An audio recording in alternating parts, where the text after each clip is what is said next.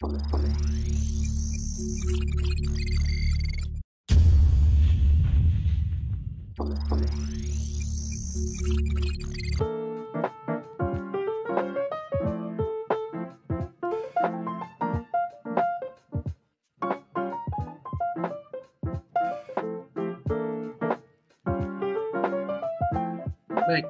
mari kita mulai ya untuk presentasi hari ini.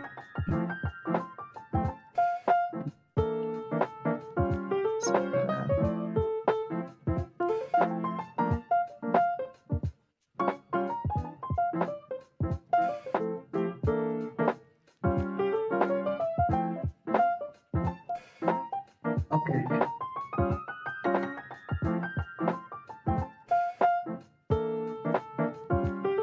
Kita mulai dari sebuah pertanyaan. Apa itu IoT? Bertajuk dari tema kita yang akan membicarakan IoT pada Wacom System. Kita kerap kali membicarakan mengenai IoT sejak awal abad ke-20 sampai dengan hari ini.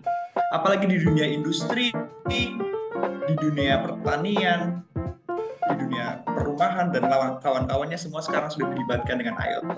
Setiap kita melakukan pencarian tentang IoT, kita kerap kali menemukan keyword atau kata-kata sebagai berikut. Analisis, artificial intelligence, Kevin Ashton, sensor, komunikasi, cloud, kontrol, teknologi, interface, server, cloud, jaringan, connected, industri 4.0. Lalu apa sebenarnya IoT itu? IoT pertama kali dikenalkan oleh seorang bernama Kevin Ashton pada tahun 1999. IoT atau Internet of Things adalah konsep teknologi di mana objek fisik yang umumnya tidak terhubung ke jaringan dapat saling berkomunikasi dan saling berbagi data. Melalui jaringan internet tersebut, IoT akan menghubungkan berbagai jenis perangkat, mulai dari sensor, objek lainnya, ke internet, sehingga mereka dapat saling berinteraksi, bertukar data, dan bahkan dapat untuk mempelajari sesuatu sebagai artificial intelligence. Prinsip dasar IoT bekerja adalah perangkat IoT akan dilengkapi dengan sebuah sensor yang akan memberikan nilai input,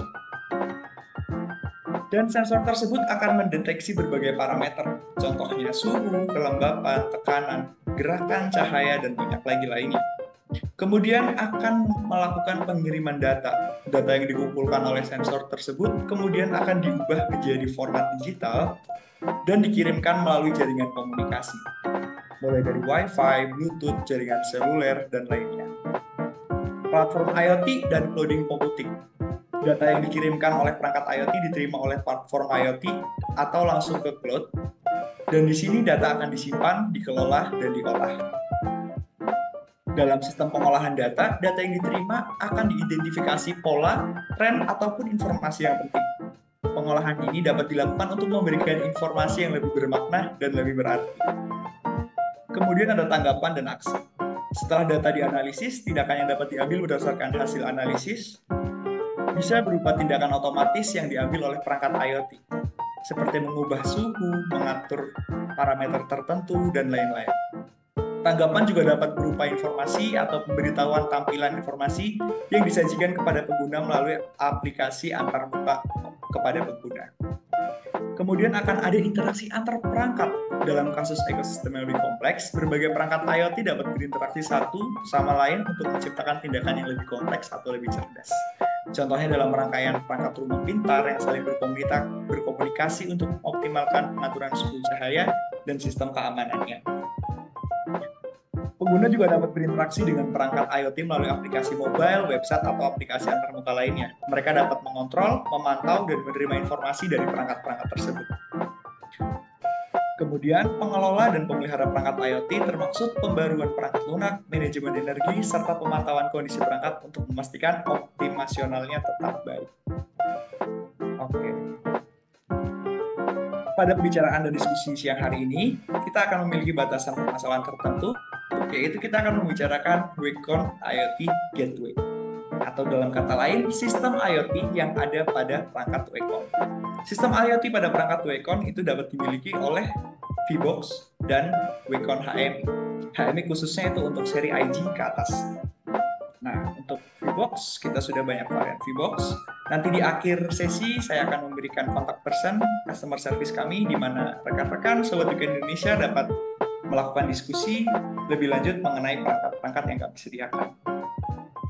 Lalu, IoT yang kami dukung itu dapat mengirimkan data ke database MySQL, dapat menampilkan Node-RED melalui MQTT, melalui Twilio, JSON, REST API, dan kita juga dapat mengirimkan notifikasi chatting menuju Telegram, web, WhatsApp, dan email. Oke, selanjutnya kita akan membicarakan VNet. Sebelumnya VNet sudah sering kita bahas di webinar dan di YouTube Weekend Indonesia. Teman-teman sudah tidak asing lagi dengan istilah VNet. Apa itu VNet? VNet adalah program atau yang lebih mudahnya kita sebut sebagai CLUD, sistem CLUD yang bawaan dari Wacom. Jadi dengan sistem VNet ini kita dapat melakukan upload data dan dapat melakukan input data ke CLUD dari device yang kita gunakan. Dengan CLUD yang disediakan oleh VNet, kita juga dapat menampilkan tampilan SCADA dan dapat melakukan berbagai kegiatan monitoring dan kontrol lainnya dari jarak jauh. Oke, pada hari ini kita akan membicarakan tentang bagaimana sistem IoT perangkat Wacom menuju MQTT untuk ditampilkan ke Node-RED. Nah, kita akan sedikit berkenalan dengan MQTT.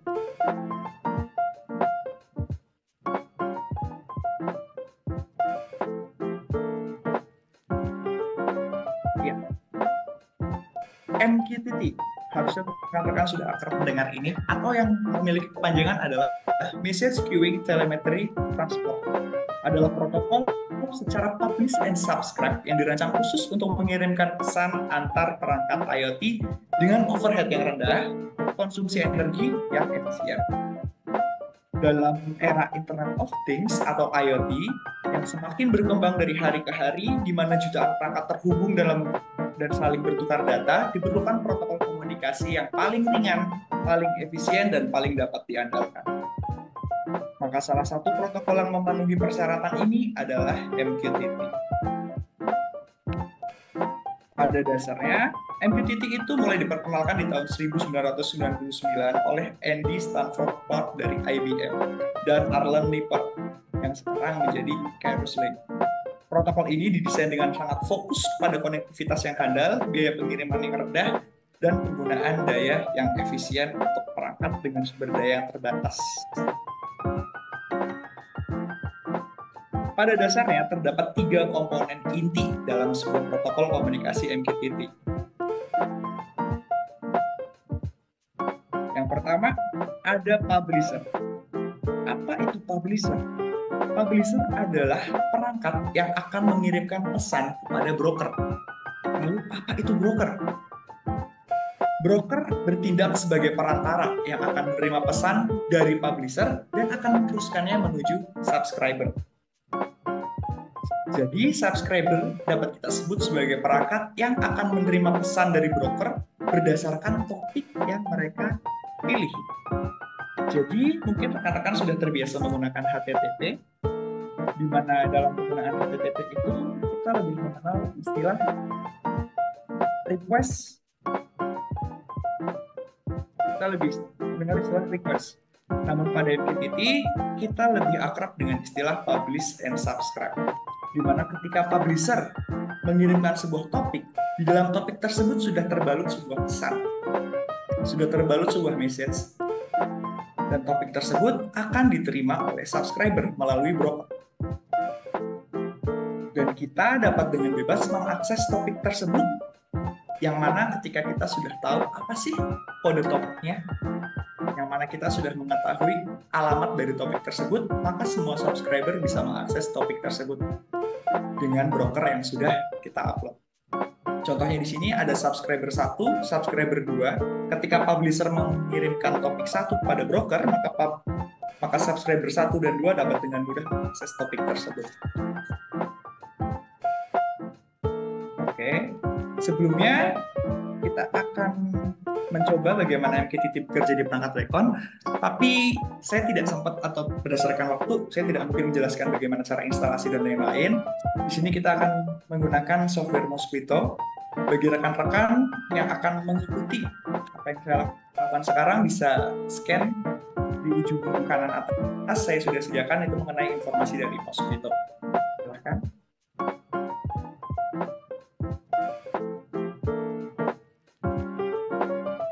Oke.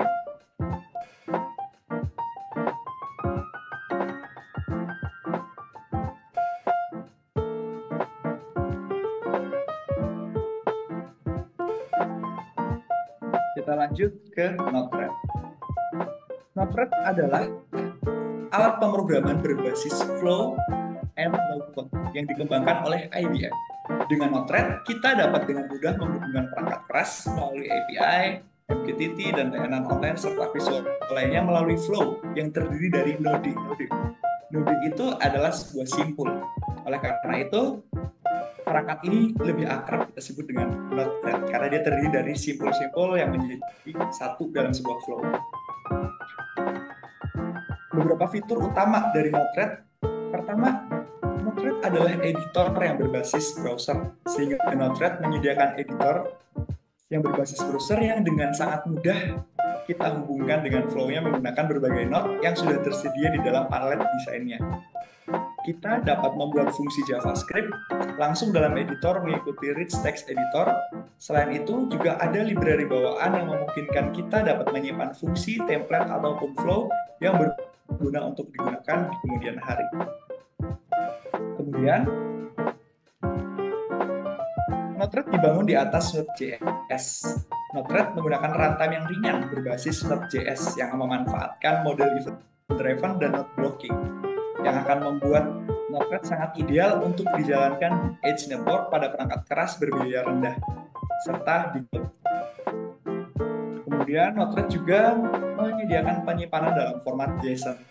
Flow yang dibuat oleh Node-RED disimpan dalam format JSON dan dapat dengan mudah diimpor dan diekspor untuk berbagi dengan orang lain, dan juga dapat kita simpan di library online yang memungkinkan kita dapat membagikan flow terbaik kita dengan sekitar kita. Node-RED adalah alat yang sangat berguna untuk menghubungkan berbagai komponen dalam lingkungan IoT dan mengoptimasikan tugas-tugas tertentu. Pada penerapan di dunia industri, Node-RED seringkali diterapkan sebagai monitoring SCADA dari sistem. Di sini saya akan membuat tipologi sederhana mengenai bagaimana sistem dari perangkat IoT Gateway Wacom sampai dapat ditampilkan dengan Node-RED. Kita kembali mengingat yang sudah saya jelaskan tadi, yaitu prinsip kerja atau proses kerja dari MQTT yang dimulai dari publisher, broker, dan subscriber. Jadi publisher merupakan si upload data atau orang yang melakukan publish data ke dalam sebuah broker, yang mana nanti subscriber dapat dengan mudah berlangganan atas nama sebuah topik yang sudah diupload oleh si publisher. Di sini saya sudah menyediakan 3, ada publisher, broker, dan subscriber. Nah, publisher akan mengirimkan sebuah topik berisi pesan, di sini bernama topik 1. Topik 1 dikirimkan menuju broker, dan broker akan menyimpan data tersebut sampai ada seseorang yang menjadi subscriber dari topik tersebut. Di sini datang seorang subscriber 1 menjadi seorang subscriber dan ingin mengakses topik 1. Dan dia menggunakan Node-RED untuk memvisualisasikan data JSON yang terdapat di dalam topik 1. Setelah dia mendapatkan data topik tersebut, maka dia dapat masuk ke dalam dashboard user interface dari Node-RED dan dapat ditampilkan ke dalam bentuk tampilan SCADA yang akan dinikmati atau digunakan oleh user 1. Selanjutnya, ada pengguna lain yang mengupload topik 2 dengan alamat broker yang sama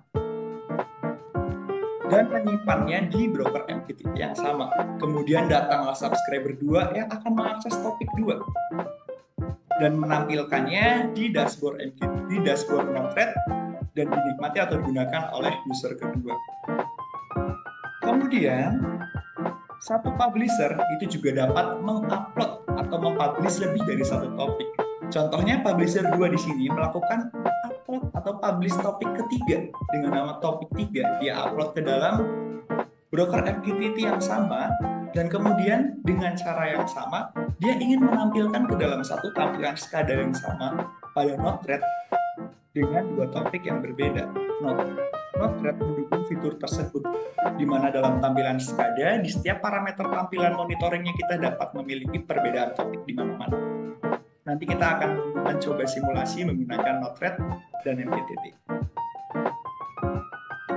Oke, kita sudah membicarakan sedikit basic tentang perangkat IoT Gateway kita, tentang MQTT, tentang Node-RED, tentang VNet. Sekarang saatnya kita langsung coba. Sebelumnya, saya ingin mengingatkan rekan-rekan jangan sampai lupa untuk isi presensi. Isi presensi di link yang sudah kita berikan, sebab akan ada hadiah menarik berupa merchandise bagi beberapa peserta yang beruntung dan pastinya sudah mengisikan presensi. Dan saya mau mengingatkan sekali lagi bahwa kita sedang mengadakan diskon bulan Ramadan, di mana bundling PLC Alexa 2V dan HMI 3070 IE series hanya seharga Rp1.900.000. Baik, kita akan masuk. Pertama, kita masuk ke VBox. Di sini kita akan mempelajari dari IoT Gateway pertama dari Nikon, yaitu VBox. Apakah share-nya sudah ditutup? Sudah ya? Baik. Pertama, sebelum kita melakukan eksekusi MQTT dari VBox, pastikan terlebih dahulu bahwa VBox ini sudah terhubungkan dengan jaringan Wi-Fi atau terhubungan dengan koneksi internet yang user gunakan. Di sini saya menggunakan VBox seri HWF. Nah, pertama kita dapat melihatnya di konfigurasi. Nah, di sini kita lihat di bagian network.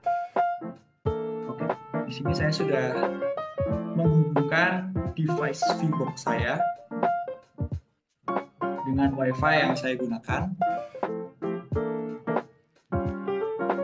Dan sekarang untuk dapat mengirimkan data ke dalam MQTT, yang perlu kita lakukan pertama kali adalah membuat grup data. Di sini saya tidak menghubungkan VBox saya dengan PLC sesungguhnya, saya tidak menghubungkan dengan sensor dan perangkat-perangkat lainnya, tapi saya akan membuat data hanya dalam bentuk internalnya saja. Tadi saya sudah sedikit menyiapkan. Nah, di sini saya menyiapkan dua sampel data, saya beri nama temperatur dan water level. Temperatur saya letakkan di internal address HDW10 dan water level kita letakkan di internal address HDW20. Untuk menambahkan tag atau menambahkan input ini, kita hanya tinggal menekan new tag seperti ini. Kita memberikan nama tagnya apa, terus koneksinya menggunakan apa, portnya apa, dan seterusnya. Di sini kita lihat saja yang sudah saya berikan. Pertama kita lihat temperatur. Oke. Ini saya sudah masukkan temperatur dengan port. Dia jenis datanya Word. Kemudian koneksinya tadi sudah saya jelaskan menggunakan local address, menggunakan memori bawaan dari VBox.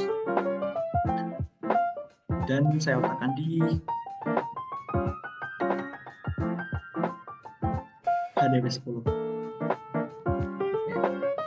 Kemudian di water level dengan cara yang sama.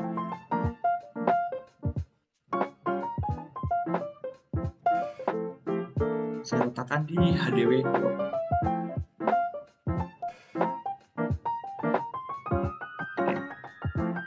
Selanjutnya, untuk dapat mengirimkan kedua data ini ke MQTT, kita membutuhkan sebuah script. Nah, saya sudah menyiapkan script sebelumnya, namun sayangnya di pembicaraan kali ini saya tidak mungkin mendemonstrasikan bagaimana cara saya membuat script ini dari awal karena keterbatasan waktu. Tapi referensi saya dalam membuat script itu berada pada Wecondocs. Sobat Wecon Indonesia pasti sudah akrab dengan Wecondocs ya, pastinya.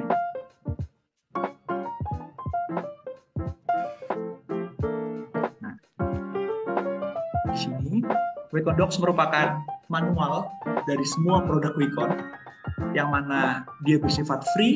Jadi walaupun rekan-rekan belum memiliki produk Wecon, namun sudah mulai ingin belajar Wecon, teman-teman bisa akses Wecondocs dan belajar apapun yang rekan-rekan mau dengan mudah. Contoh hari ini kita akan mempelajari VBox, kita tinggal tekan VBox dan masuk ke dalam VNet. Nah, di sini sudah banyak sekali manual yang kita butuhkan. Mulai dari HTTP API, TCP, VNet app, VNet client, semuanya. Bahkan mulai dari manualnya, hardware, software, dan kawan-kawan. Subscribe. Nah, di sini untuk rekan-rekan dapat mempelajari script. Dan untuk MQTT kita bisa langsung belajar.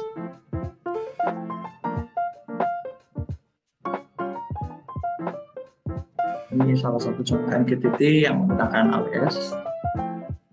Intinya semua tentang Wecon sudah ada di sini dan sifatnya gratis.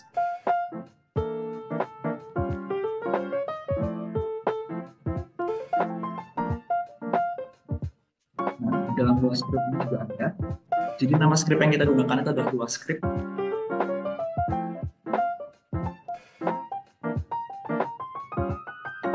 Yang selalu demo.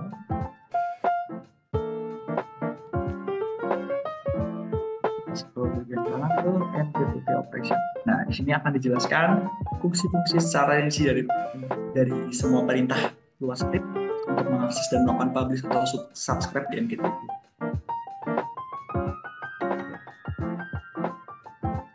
Dan di sini juga sudah dijelaskan bagaimana caranya kita membuat encode dan decode dengan JSON.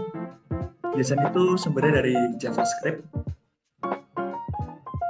Nah, di sini sudah ada message format dan lain-lain. So, langsung saja kita kembali ke VBox kita. Di sini saya buka sedikit.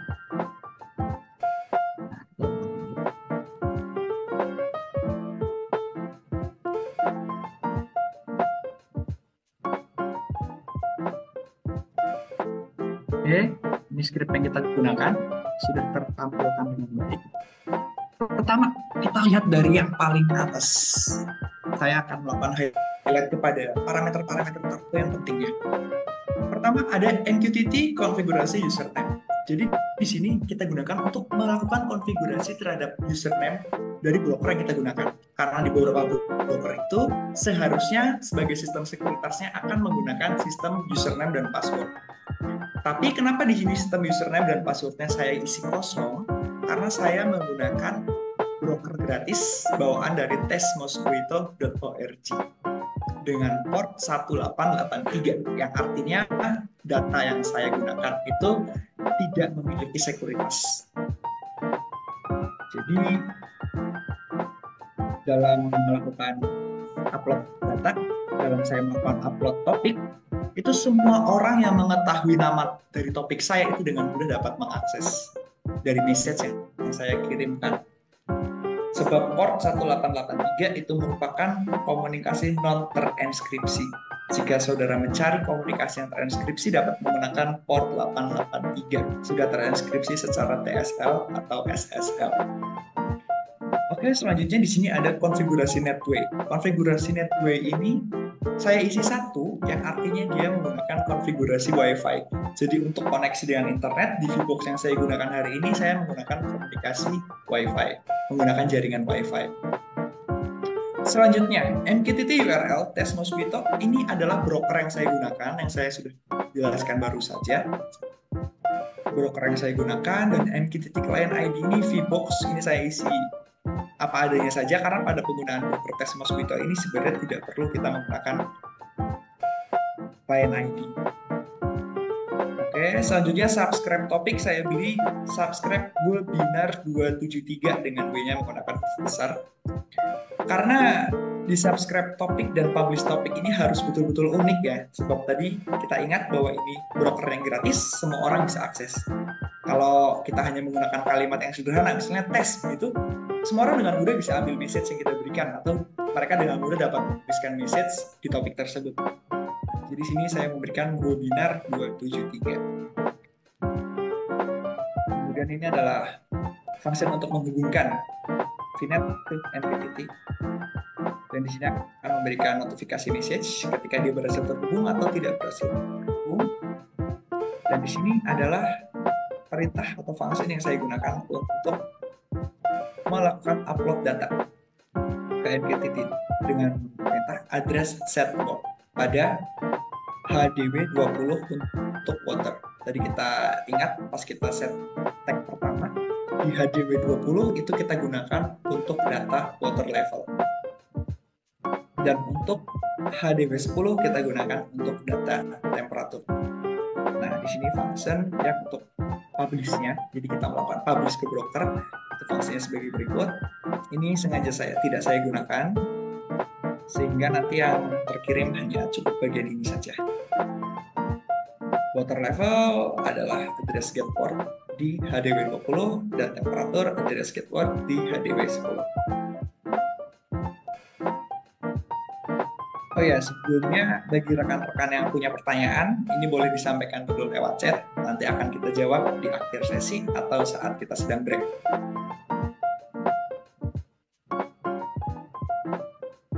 Oke, di sini kita akan publish dalam bentuk JSON import. Setelah kita selesai mengisi script ini, kita bisa langsung save. Kembali. Nah, di sini kita nyalakan terlebih dahulu MQTT-nya. Oh iya, maaf sebelumnya saya lupa menjelaskan saat kita memulai script MQTT tadi di bagian tahapan step 1 atau setting itu kita eksekusinya menggunakan timing. Dan timingnya saya beri 1000 ms yang artinya update data untuk pengiriman publish ataupun subscribe-nya itu selama 1000 ms sekali.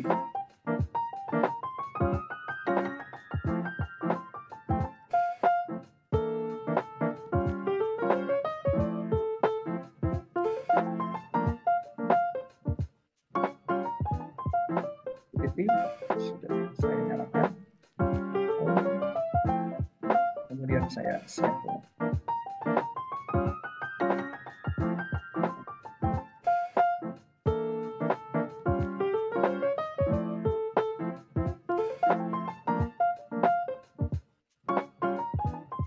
Oke, kita dapat cek dulu apakah dia sudah berhasil tersinkron melalui debat.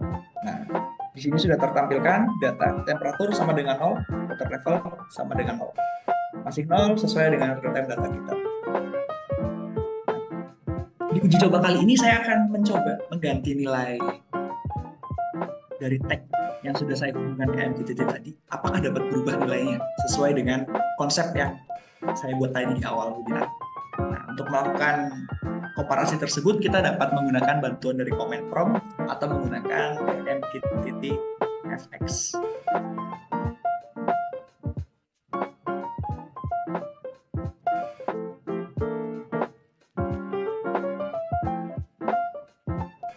Di sini saya akan masuk ke MQTT FX.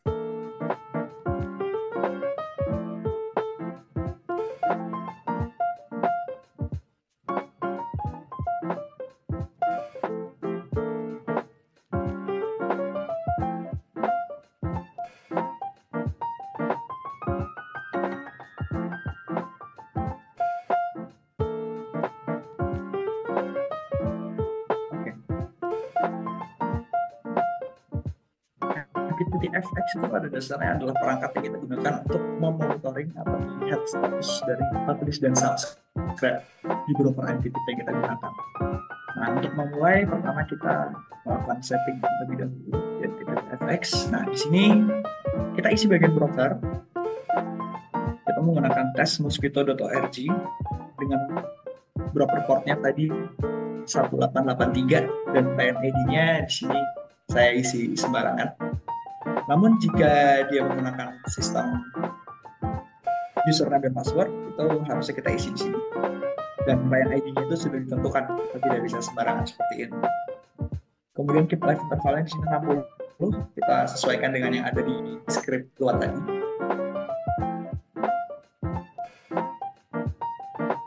Jika sudah, kita bisa tekan play dan oke.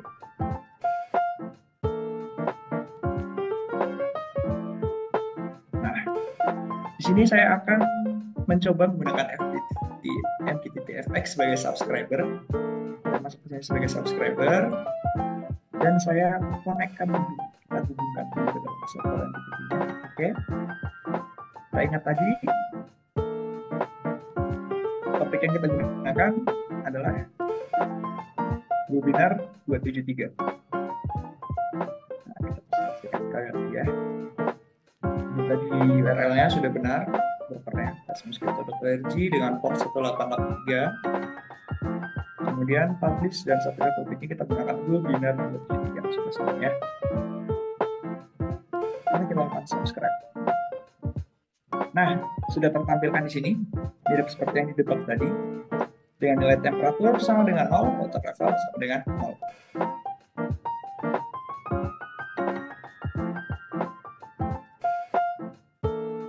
Oke, kita pertama akan melakukan setting pada temperatur terlebih dahulu. Yang tadinya 0 kita coba menjadi 90 misalnya.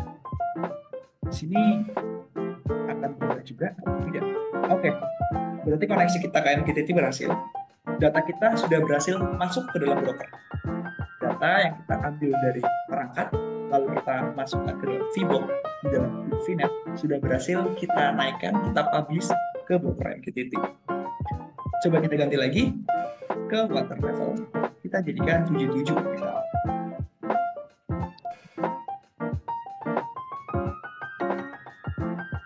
Oke, di sini ada sedikit delay. Sebenarnya ada beberapa hal yang menyebabkan delay. Pertama mungkin karena jaringan saya sedang kurang baik. Dan yang kedua itu karena memang di setting time-nya tadi. Setting time-nya tadi itu saya gunakan per 1000 ms. Oke. Kita coba ganti sekali lagi. 999 pada temperatur.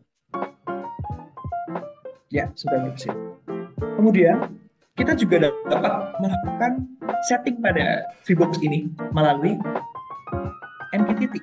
Kalau tadi nih MQTT-nya sebagai publisher dan kita akan menjadi subscriber. Sekarang kita balik. Kita akan melakukan kontrol melalui MQTT untuk menyeting parameter pada VBOX. Formatnya kita copy dulu.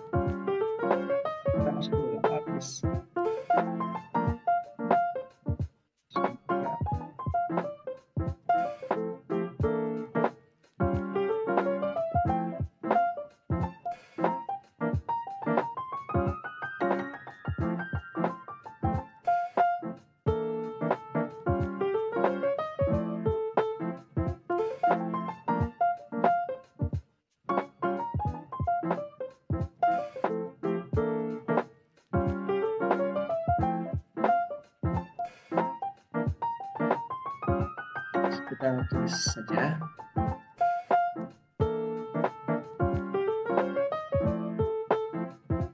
subscribe data.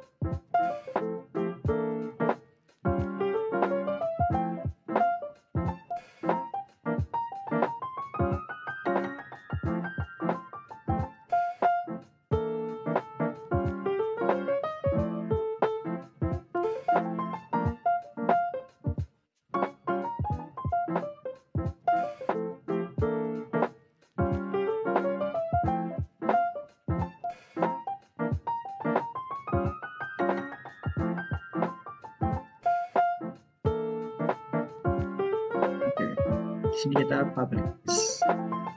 Nah, nilainya sudah berubah menjadi 999. Kita ubah lagi menjadi 6 misalnya. Dan di sini kita bikin 76. Publish.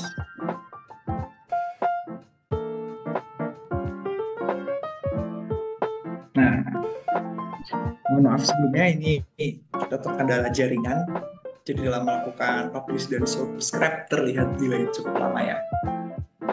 Oke, ketika kita sudah berhasil, kita sudah fasih melakukan publish dan subscribe. Selanjutnya adalah bagaimana caranya agar nilai-nilai ini dapat kita upload, dapat kita unggah ke dalam Notepad.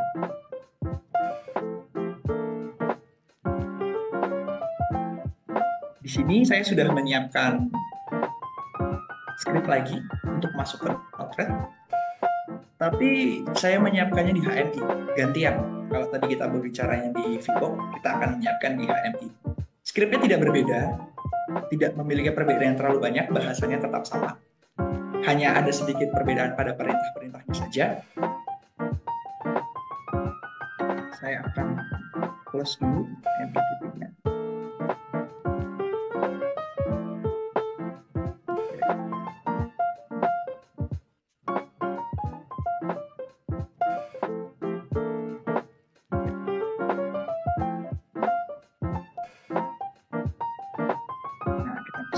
PI Studio. Di sini saya sudah mempersiapkan proyek sederhana untuk mensimulasikan publish dan subscribe data pada MQTT dan Notepad. Pertama di sini saya berikan nilai temperatur, pressure, dan speed. Di sini saya berikan nilai parameter data, yang mana data tersebut nanti akan saya setting untuk selalu bergerak. Ini hanya saya gunakan memori internal dari HMI, tidak menggunakan rekaman dari sensor temperatur asli ataupun tekanan asli ataupun kecepatan asli. Saya di sini sudah menambahkan script. Ada sedikit perbedaannya, di sini ada makro script, ada luas script. Nah, di sini saya masukkan pada bagian temperatur, itu saya masukkan ke dalam alamat HDW 100. Dan di script ini saya berikan perintah ketika HDW 100 sama dengan HDW 100 plus 1. Jadi otomatis dia akan naik terus. Dan ketika HDW 100 nilainya sudah sama dengan 100, maka akan dia kembali ke 0. Ketika dia sudah lebih dari 100, dia akan kembali ke 0. Nah, jadi di bagian script sini, tapi ketika temperaturnya akan naik terus, bisa naik 1, sampai dia masuk pada 100, dia akan jatuh lagi ke 0.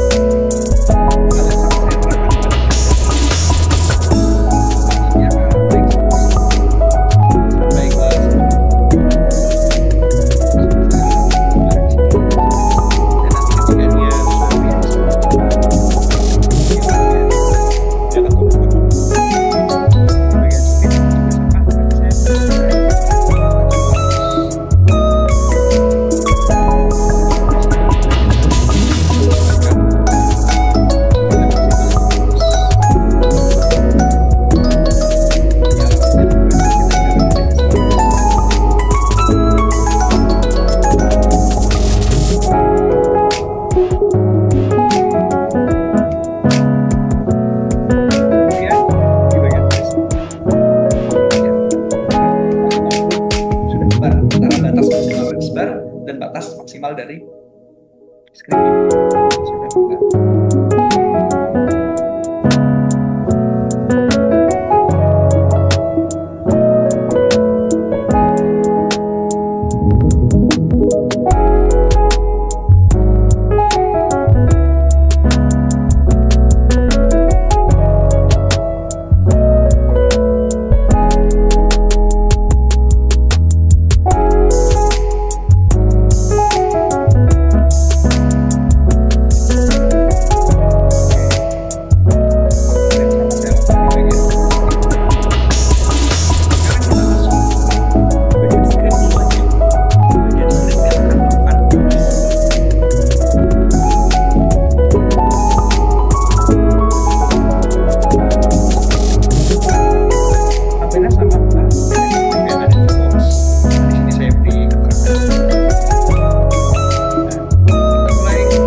Biasa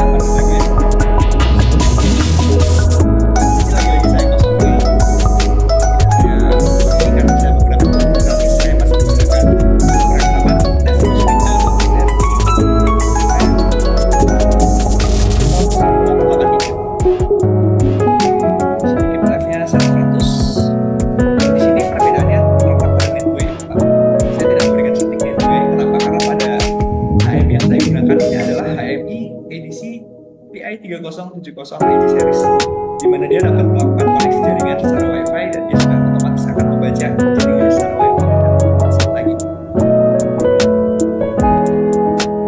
Oke.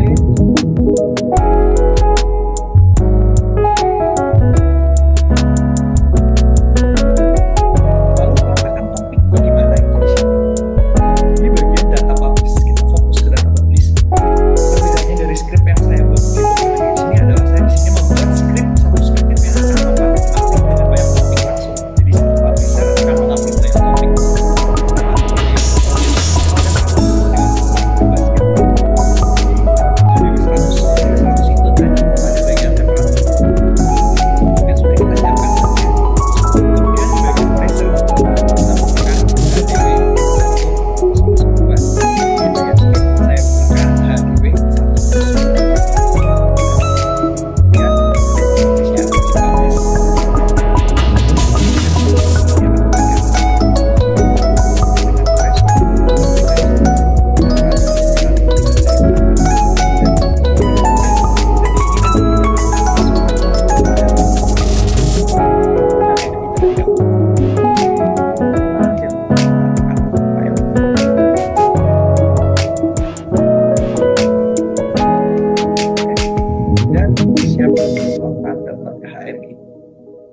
Sini dapat net maupun dengan USB download tergantung dengan koneksi yang kita gunakan antara lapis dengan HDMI.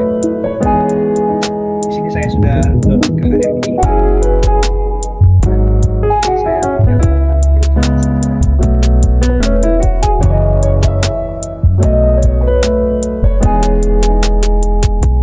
masuk ke dalam remote monitoring API. Untuk remote yang saya lakukan di sini adalah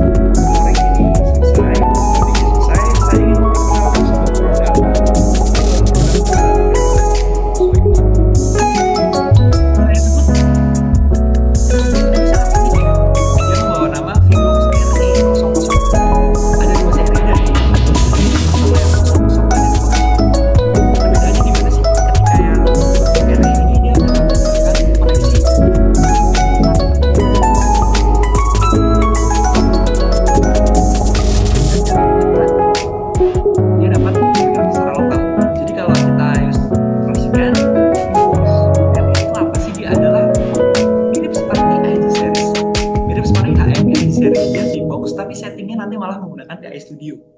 Jadi dia anggaplah sebagai HMI yang tidak diberi layar.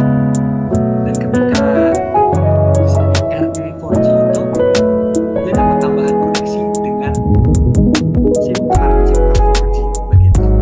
Ini produk masih baru banget, kita sudah beberapa kali dan nanti buat teman-teman yang penasaran dan ingin lebih tahu lebih jauh tentang Vivo RE ini bisa dengan mudah tanya ke customer support dan customer service.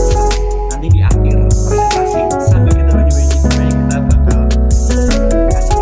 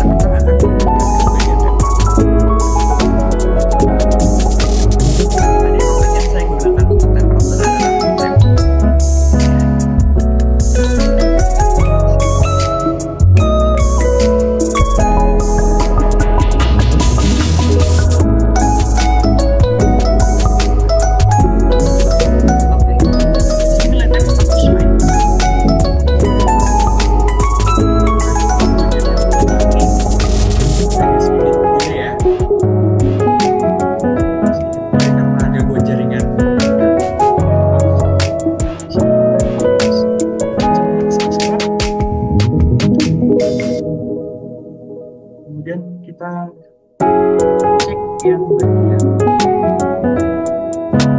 compressor dengan topik compressor di bagian sini.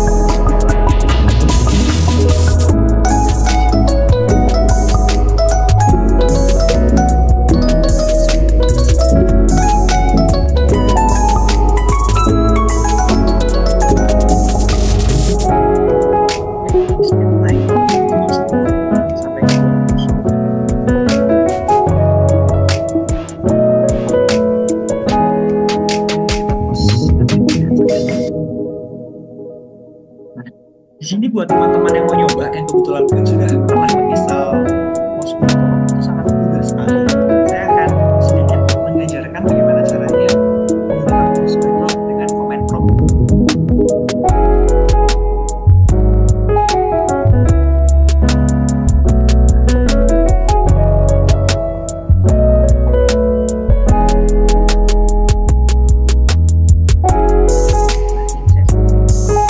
Pertama kita masuk dulu ke directory tempat kita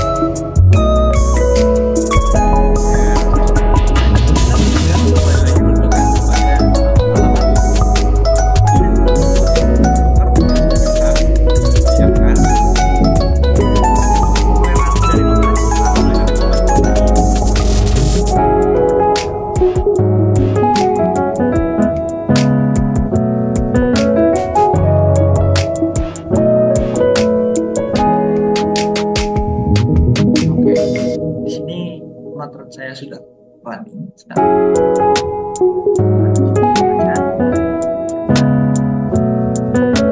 Saya sudah menyiapkan teks pemotret. Saya akses menggunakan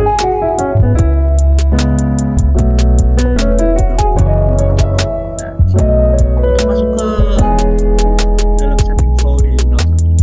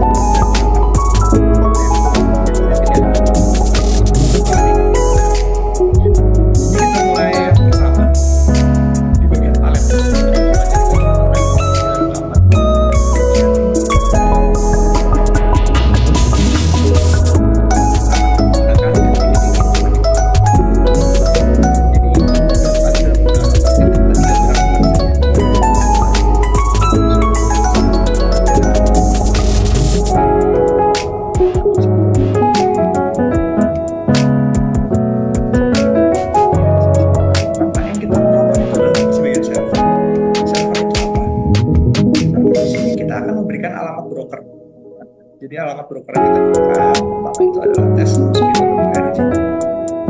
Seperti yang kita gunakan di luas screen live tadi. Kita klik port yang kita gunakan di 1883 harus sesuai dengan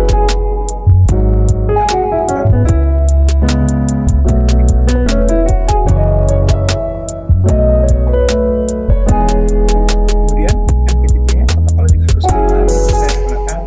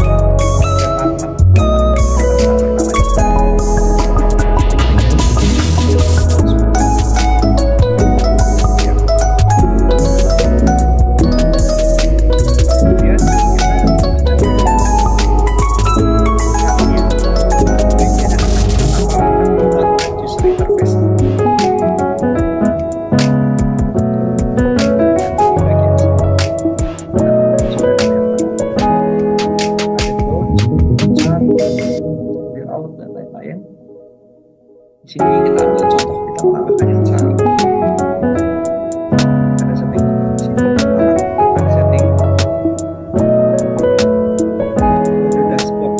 Tampilan user interface yang pertama kita akses itu adalah grupnya terlebih dahulu. Jadi grup itu adalah meletakkan nanti dalam tampilan user interface dia akan diletakkan di posisi apa dan di namanya apa. Di bagian tabulator kita bisa edit.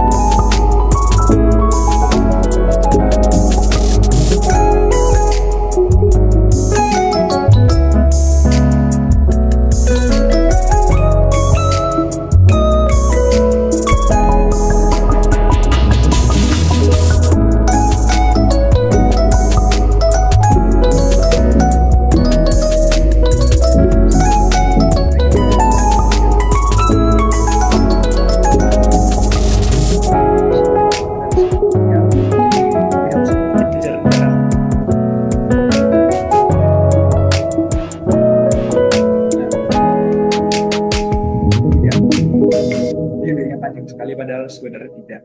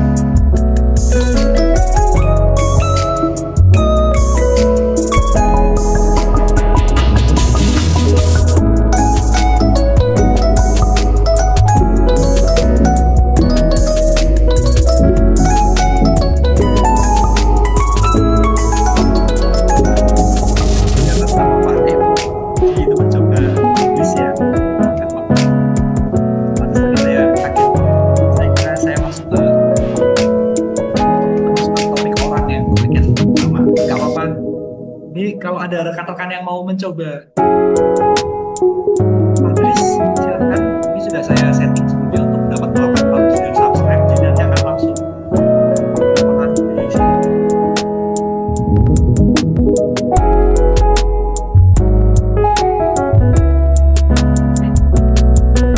Ini saya sudah coba di dua device.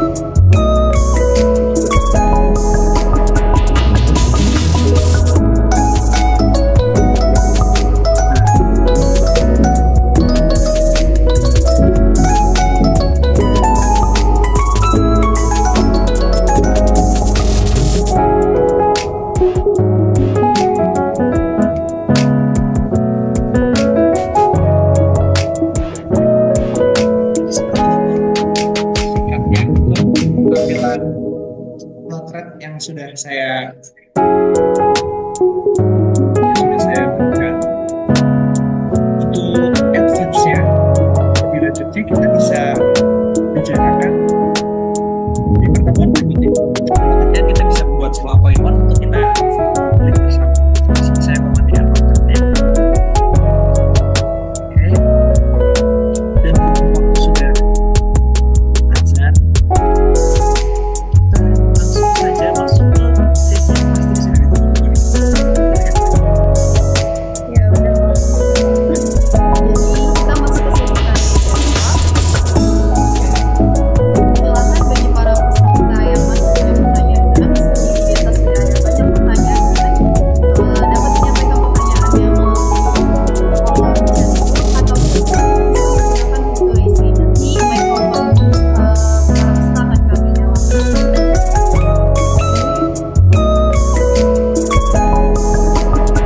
Misalkan ada pertanyaan dari bagaimana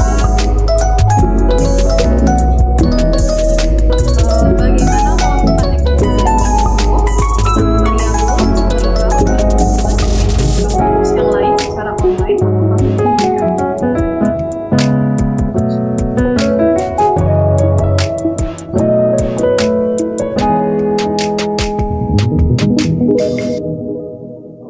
Oke, saya coba. Baik, kita melakukan import dan ekspor presentasi.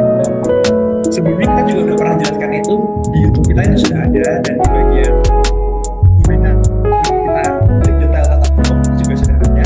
Dan jika Bapak ingin mengetahui lebih lanjut, mungkin sudah menggunakan apa ya Pak? Kita bisa langsung di kita akan memberikan support, kita akan sedang berikan training secara gratis. Baik,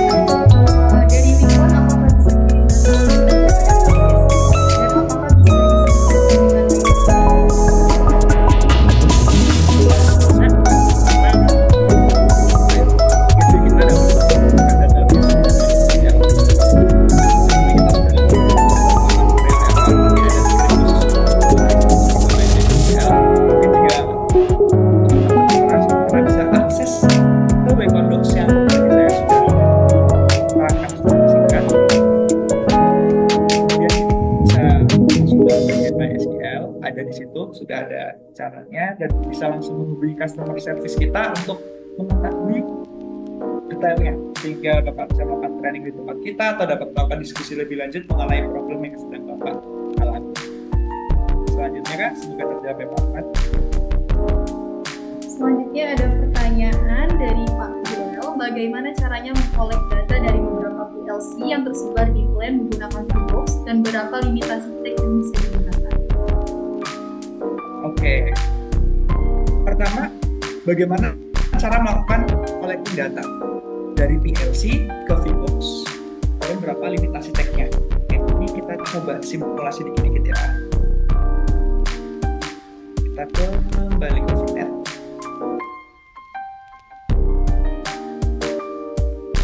Nah,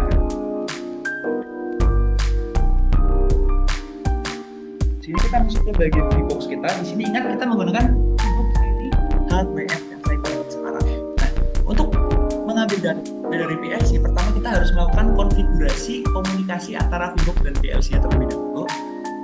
Kebetulan juga PLC kita itu sudah sangat ramah sekali dengan Vivox kita sudah sangat ramah dengan berbagai jenis PLC. Dia bisa kompatibel dengan kurang lebih sekitar 300 jenis PLC dengan berbagai bentuk protokol komunikasi. Nah, pertama pastikan Vivox sudah terbind dengan akun VNet Pak Joel.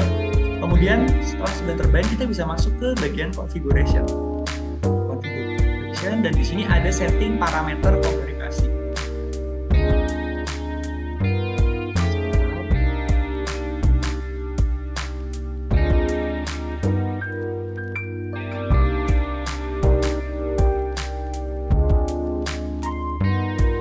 Nah, itu bagian komunikasi. Oke, nah di sini kita bisa menambahkan komunikasi yang kita gunakan. Di sini kita dapat menyesuaikan PLC yang kita pakai juga, mulai dari device type-nya. Nah, di sini ada banyak banget, mulai dari ABB, Allen Bradley, Delta, Emerson, Protect, Highwell, semuanya ada di sini. Nah, ini kita bisa sesuaikan. Nah, kemudian yang di bagian sini itu adalah port dari Vivox yang kita gunakan. Kebetulan di Vivox seri HWF ini kita memiliki banyak port, ada COM1, COM2, COM3, Ethernet 9, dan dia juga ada di support dengan komunikasi Modbus. Nah, di sini kita tinggal isi parameter-parameternya, di sini Modbus kita gunakan apa misalnya. Kemudian kita tinggal kita tambahkan protokol komunikasi baru, dan setelah dia sudah terhubungkan, dia sudah terbind, kita bisa tambahkan tag di sini. Nah, tag untuk dari setiap input atau output dari PLC yang akan kita lakukan monitoring IoT. Nah, untuk tadi pertanyaan kedua, berapa jumlah tag yang digunakan, yang maksimal digunakan untuk di seri yang saya pakai ini HWF itu terdapat maksimal 300 tag. Jadi dapat memasukkan sekitar 300 tag. Untuk lebih detailnya, Bapak bisa akses langsung ke website Wacom Technology. Jadi di Wacom Technology itu merupakan website yang berisi katalog resmi dari Wacom. Itu sudah dijelaskan secara detail dari setiap jenis dan setiap tipe. Oke, semoga terjawab ya, Pak Joel. Saya kembalikan ke Kak Miftah. Silakan.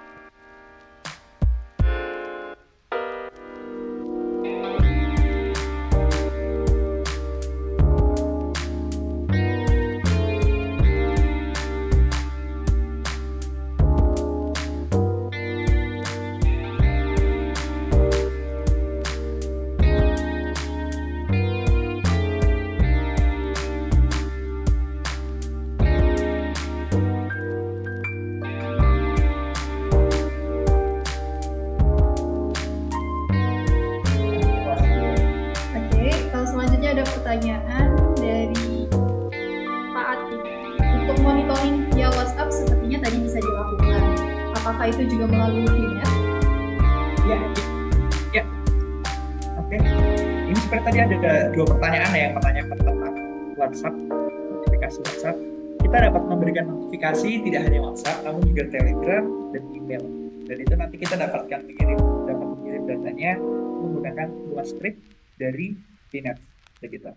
baik itu dalam bentuk HMI maupun dalam bentuk Vbox, asalkan itu sudah masuk ke bagian IoT Gateway Product Recon, kita dapat melakukan eksekusi tersebut.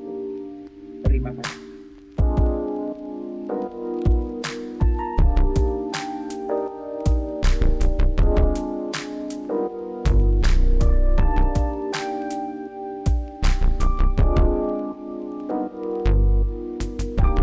Baik, sepertinya untuk sesi tanya jawab kita cukupkan sampai di sini.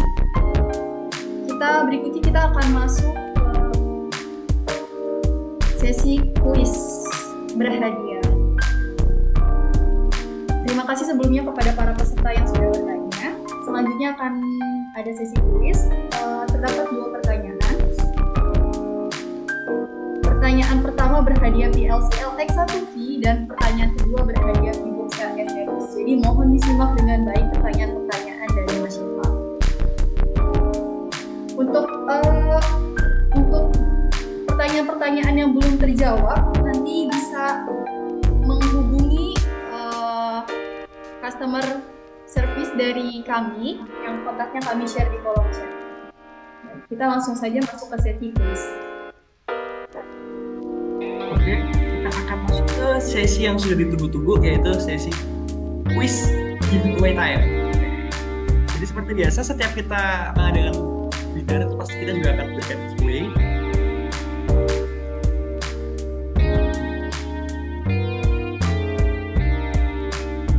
Nah, di sini kita akan mengadakan 2 giveaway. Kalau minggu lalu kita memberikan 1 giveaway, kali ini kita akan mengadakan 2. Nanti saya akan memberikan 2 pertanyaan.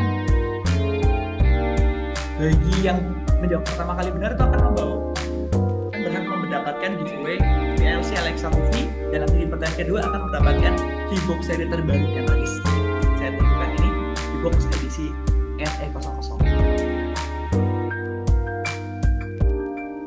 Oke, rules-nya nanti ketika saya mengajukan pertanyaan pertama itu rekan-rekan boleh raise hand.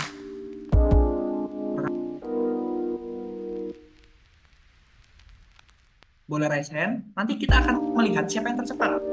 Kita akan melihat siapa yang tercepat, terus akan kita berikan waktu untuk open mic, dan persilakan untuk menjawab jawabannya, berikan jawabannya. Oke, jadi jangan langsung on mic, langsung jawab, itu jangan. Ya, kita mulai dengan pertanyaan pertama. Sobat Recon harusnya sudah siap ya, ini.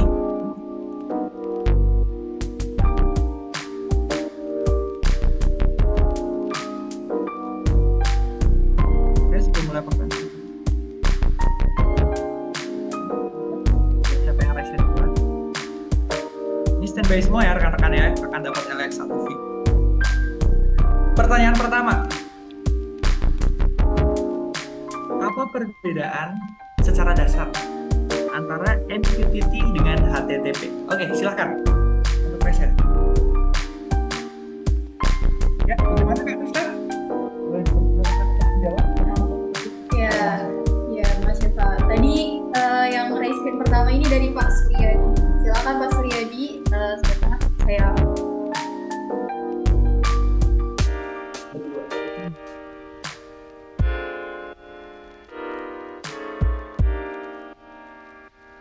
Halo.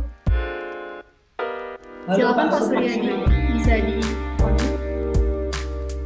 Sudah Pak, sudah kami open mic-nya. Oke.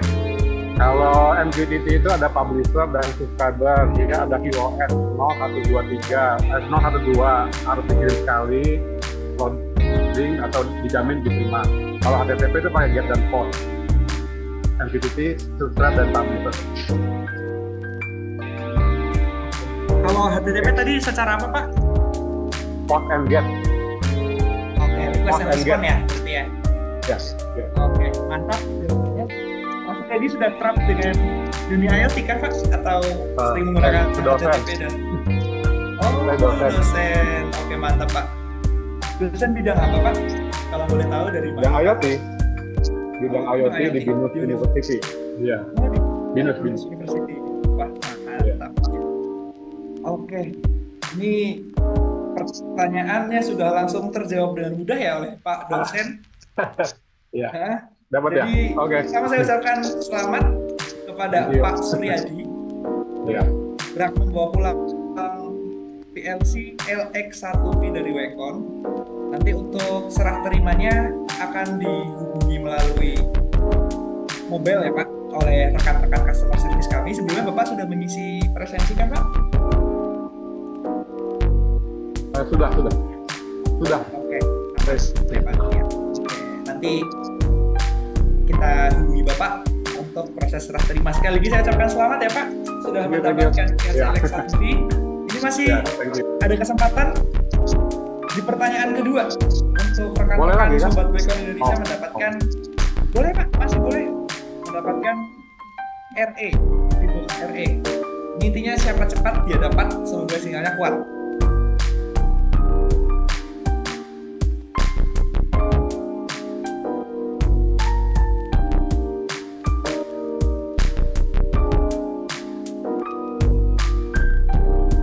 Oke. Sudah siap semua? Kak Mita sudah siap? Oke. Kita mulai pertanyaan kedua.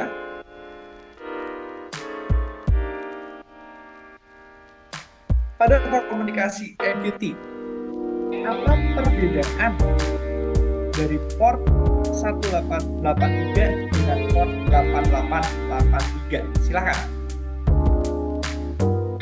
Oke, jadi yang pertama ini Pak Nathan, silakan Pak Nathan bisa jawab.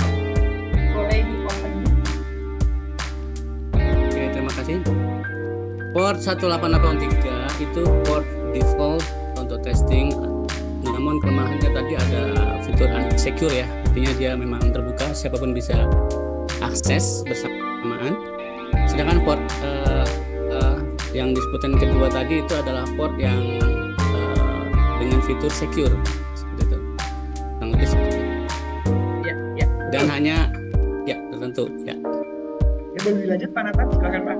Bagaimana? Ya, dan hanya apa namanya konfigurasi yang sesuai yang boleh akses seperti itu. Ya, betul. Karena di port 883 itu sudah terinskripsi ya Pak, dengan TSL atau SSL. Ya. TLS dengan atau SSL. Betul banget. Wah, ini luar biasa ya Kak Mita ya. Bener-bener nyimak berarti. Bener-bener nyimak yang dari tadi. Pertanyaan pertama, penjawab kita langsung dapat. Berarti di webinar kedepan kita harus dia kayaknya. Iya, benar sekali. Oke. Kayaknya harus lebih sukses ya. Oke. Pertama saya mengucapkan selamat kepada Pak Nathan. Pak Nathan berhak membawa pulang Wacom Vivox RE series RE00. Selamat Pak Nathan. Sebelumnya Pak Nathan Terima kasih. memang sudah kerap kah? Ya, sama Sudah kerap saya berbicara atau bekerja di bidang IoT? ya saya mengajar IoT juga sama seperti pejabat pertama. Sama ini jangan-jangan sama dosen juga nih Pak Nathan. Dosen di Iya, Universitas. praktisi dan dosen juga ya. Saya dari kampus Bapak juga. kampus ISN. Kampus ISN. Oke. Sebelumnya sudah memakai IoT Gateway juga Pak untuk mempelajari IoT di kampus itu Pak? Oh, belum, cuma tadi unik aja ya di sini produk Wacom kalau saya Iya. cek itu dia punya portal sendiri itu kelebihannya ya, sehingga semua terintegrasi. Kemudian produknya juga kalau saya cek tadi udah selangkah lebih inilah ya dengan harga yang ekonomis tentunya ya dengan produk PLC yang sejenis. Ya terima kasih informasinya ini dan sangat lompatan yang jauh untuk proses belajar di kampus dengan biaya yang tentunya terbatas ya. Nah, seperti itu. Ya, betul. Tadi kebetulan juga saat kita trial error menggunakan KDT, itu kan saya langsung mempraktekkan penggunaan port 1883 Ya. dan saya juga mempersilahkan hadirin untuk melakukan publish juga kan. Makanya tadi pas saya coba publish subscribe, angkanya berhenti. Terus juga ada yang bilang kayak, saya juga baru melakukan publish. Ya. Saya suka di situ audiens aktif. Nah, jadi benar-benar langsung lakuin apa yang saya lakuin juga gitu loh. Saya puas di situ. Dan sebelumnya kayaknya di sini banyak rekan-rekan akademisi ya, bapak-bapak, ibu-ibu yang merupakan dosen-dosen atau praktisi akademisi. Di situ juga saya mau menyampaikan produk Wacom ini dengan harga yang murah dan kualitas loncatannya juga bagus, kualitasnya inovasinya juga bagus. Dia lagi aktif banget, Wacom tuh aktif banget melakukan inovasi, pembaruan dan lain-lain. Kita bisa langsung pantau dari YouTube, Facebook, Instagram, TikTok, dan LinkedIn dari setiap customer service, dari setiap akun resminya Wacom juga. Itu banyak banget inovasi dan pembaruan yang dilakukan. Kita upload video sangat produktif, dalam sebulan kita bisa upload 5-10 video. Dan untuk support akademis Pak, kita juga sering mengadakan training bagi mahasiswa. Itu silahkan secara gratis jika ada mahasiswa yang penasaran ingin lebih tahu tentang PLC ataupun tentang IoT, itu dapat langsung hubungi customer service kita Pak untuk membuat appointment. Tidak hanya untuk mahasiswa, untuk rekan-rekan pengajar, rekan-rekan akademisi juga boleh ikut. Dan di sini kita juga menyediakan training kit Pak. Kita menyediakan training kit. Mungkin ini saya tunjukkan di akun satunya Pak untuk training kit kita. Ya.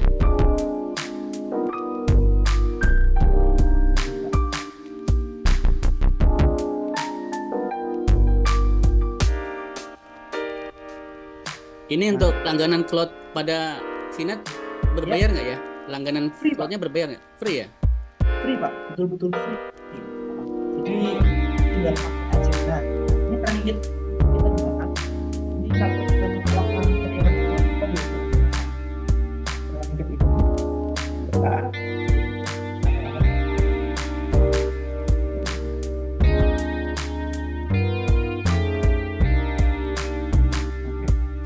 Ini training kitnya menurut saya worth it banget ya Pak. Udah benar-benar lengkap tadi ke basic. Mulai dari sini ada PLC Pak. Nah, ini ada kita menggunakan PLC LX3.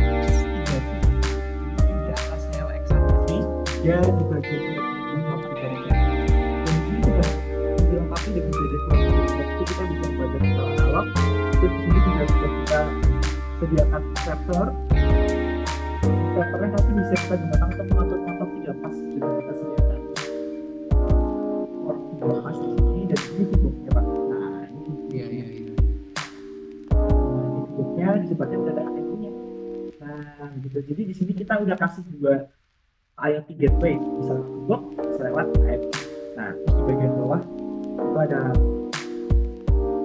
humidity ini untuk sensor kelembapan, Sensor ya. ada power meter, dan juga sebagai encoder. Nah, kita juga punya menyediakan training kit ini Pak, misal ingin mengadakan kerjasama untuk pengadaan training kit dan lain-lain itu juga bisa Pak. Untuk rekan-rekan akademisi lagi juga nanti bisa menghubungi customer service kita juga ya Pak. Kalau saya cek di web nggak ada ininya ya, webnya belum ada ya webnya ya. Webnya kita di web Pak, kita lebih aktif menggunakan Facebook ya. dan langsung komunikasi ke customer service kita Kak. Oh, iya, Ada iya. atas nama Oki, Veno dan Bayu. Oh iya dah, nanti saya konfirmasi lagi ya. Iya. Ya, oke. Ini benar-benar Luar biasa nih ya, sangat membantu nih ya. Iya. Soalnya kalau di kampus-kampus karena saya lihat sebenarnya banyak Pak. Iya. Ini sangat mudah untuk dipelajari. Yap. Oke, terima kasih. Terima kasih ya Pak Nathan. Sekali Iya. lagi selamat. Nanti untuk pengiriman serah terimanya diberikan melalui customer service. Kita sudah mengisi ini kan Pak, presensi? Sudah. Oke, siap. Itu konfirmasinya ya Pak Nathan. Terima dan Pak kasih Sugiyadi. ya. Ya, ini sesi saya sudah selesai. Saya akan mengembalikannya ke Kak. Silakan. Baik, terima kasih Mas Syifa. Baik, itulah para pemenang quiz pada webinar hari ini. Namun ada juga penyerahan merchandise untuk peserta paling aktif selama webinar, yaitu akan diberikan kepada Pak Atik, Muhammad Atik. Selamat Pak Atik, akan mendapatkan merchandise dari tim kami. Selamat juga bagi para peserta yang menangkan hadiah dan merchandise tadi. Pengiriman item nanti akan dikoordinasikan oleh tim kami setelah webinar ini. Namun, jangan berkecil hati bagi para peserta yang belum beruntung mendapatkan hadiah karena ada harga-harga spesial khusus untuk peserta webinar hari ini. Salah satunya ada bundling PLC LX1P dan HMI PI 3070IE hanya senilai 1,9 juta sudah dapat 2 produk tersebut. Bagi yang ingin mengamankan Keybox RS Series juga langsung saja bisa menghubungi tim marketing kami yang telah kami share kontaknya melalui chat Zoom, ataupun bisa salah satunya ke email sales02@bersolautomation.co.id atau nomor teleponnya di 0858 8328 4167. Baik, kita telah sampai di penghujung acara. Terima kasih kepada para peserta atas partisipasi dan antusiasnya selama jalannya webinar Wikon IoT System to MQTT and Node-RED oleh Wikon Indonesia. Saya Miftah, selaku moderator webinar hari ini. Mohon maaf apabila ada kesalahan kata ataupun kesalahan teknis selama jalannya webinar tadi. Sampai jumpa di webinar-webinar selanjutnya oleh Wikon Indonesia.